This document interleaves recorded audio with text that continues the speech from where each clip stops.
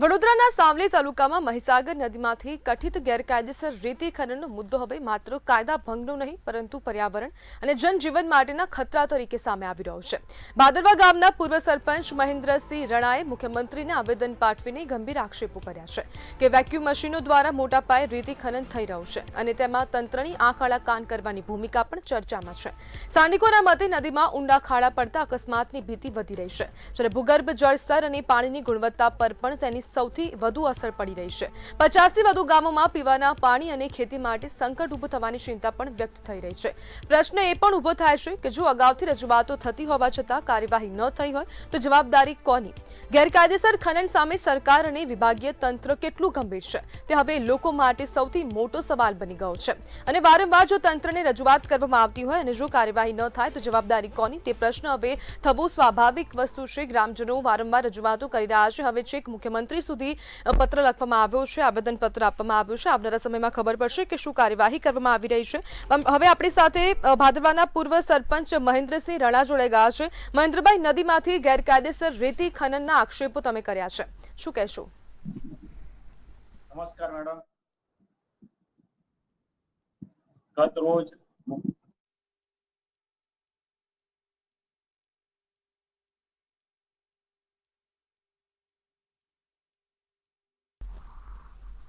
જ્યારે ખેતી અને ભૂગર્ભ જળ છે તેને ખૂબ મોટા પ્રમાણમાં નુકસાન થઈ રહ્યું છે, અસર થઈ રહી છે તેવું કહેવામાં આવી રહ્યું છે। આપણી સાથે મહેન્દ્રભાઈ ફરીથી જોડાઈ ગયા છે।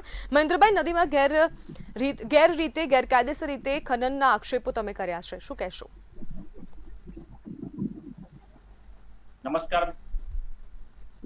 રેતી ખનન માટે ગત રોજ મુખ્યમંત્રી કાર્યાલય મળી અને આવેદનપત્ર પાઠવ્યું છે અને આવેદનપત્ર પાઠવવા માટે છેલ્લા 12-13 વર્ષથી માં મહી બચાવો અભિયાન અંતર્ગત અમો લડત લડી રહ્યા છે કે જે રીતે મહીસાગર નદીમાં વેક્યુમ દ્વારા અંદર નદીની અંદર વેક્યુમ દ્વારા 30 થી 40 ફૂટ 50 ફૂટ ઊંડા ખાડા કરી દેવામાં આવે છે। ખાડા કરી દેવાને લીધે અસંખ્ય લોકો ભૂતકાળમાં પણ પોતાનો જીવ ગુમાવ્યો છે અને હાલ તમે જોઈ શકો છો કે મહીસાગર નદીનું હિન્દુ ધાર્મિક સંસ્કૃતિ મુજબ ખૂબ જ મોટું મહત્વ મહીસાગર નદીનું રહેલું છે અને આ મહીસાગર નદીના નેજા હેઠળ ઘણા જ લોકો પહેલા હિન્દુ સંસ્કૃતિ મુજબ સ્નાન પણ કરવા માટે આવતા હતા પવિત્ર મહીસાગર નદીના કિનારે।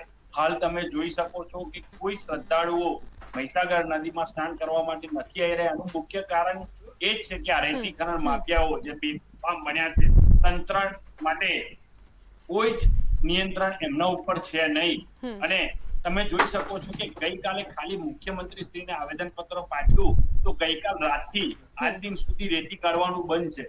મહીસાગર નદી કિનારે તમને એક પણ ટ્રક નહીં દેખાય।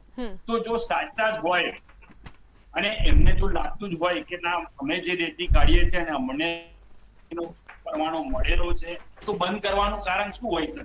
ગ્રામજનોમાં એ પણ એક ચર્ચાનો વિષય છે કે જો સાચા જ હોય તો રેતી બંધ ના કરે ને। ગઈકાલે સાંજે મહેન્દ્રભાઈ, સ્થાનિક પ્રતિનિધિઓ તમને કેવો સહકાર આપી રહ્યા છે?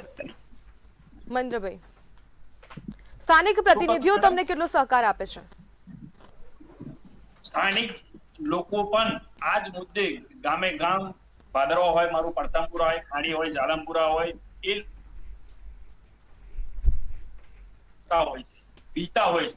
એ લોકો કે કઈક ખોટા પોલીસ કેસ કરે, ખોટી રીતે ફસાય છે અને ખોટી રીતે સામાન્ય માણસોને હેરાન પરેશાન કરે છે। આના મુદ્દે અનેકો વાર રજૂઆતો પણ થઈ છે, અનેકો વાર લોકોએ મારામારી પણ કરેલી છે અને અનેકો વાર ગાળાગાળી, બોલાબોલી બધું જ થયેલું છે પણ એમને તરફ ચડાવવાની ભીતિ પણ સામાન્ય માણસોને આ રેતી ખનન માફિયાઓ દ્વારા આપવામાં આવતી હોય છે। બીક બતાવવામાં આવતો હોય, ભય બતાવવામાં આવતો હોય અને સરકારી તંત્રનો આ લોકો બેફામ ઉપયોગ કરે છે। જી બિલકુલ મહેન્દ્રભાઈ,